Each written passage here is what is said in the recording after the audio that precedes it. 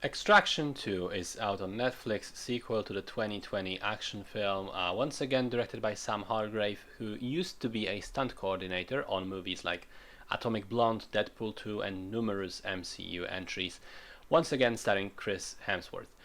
The film opens by revealing that Tyler Rake barely survived the events of the previous movie. He is taken to safety, nursed back to relative health, and then retires in a small cabin in Austria. But retirement is boring, so when Idris Elba shows up and approaches him with a new job, Tyler quickly agrees. He's supposed to infiltrate a Georgian prison and rescue the wife and children of a local mob boss who are locked in there with him. And in the process, they have to escape the mob boss, escape his thugs, and his brother, who is still outside the prison system. So the plot is very simple, and let me be clear, very nonsensical.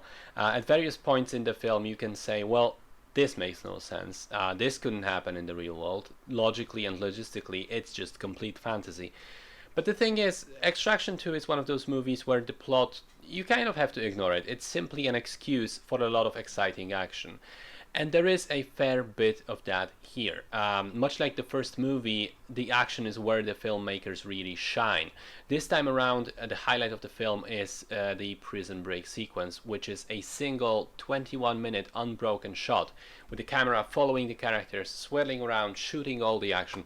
And I don't know, maybe there are some hidden cuts in there, but they are hidden well. The entire sequence is exhilarating and very impressive with the choreography, set design, lighting, camera work, and of course the fighting itself. Definitely up there with similar sequences in movies like Atomic Blonde or Daredevil Season 3. The other action set pieces are fine as well, but not quite at the same level. And here's my main problem with the movie. It has a weird structure where if you take the three big action sequences, each of them is progressively less exciting than the last. The first one is by far the most impressive, as I just described. The second one is okay, and the final act is simply underwhelming, which is kind of the opposite of what you'd want in a movie like this. You want things to get more and more exciting, to get bigger and bigger.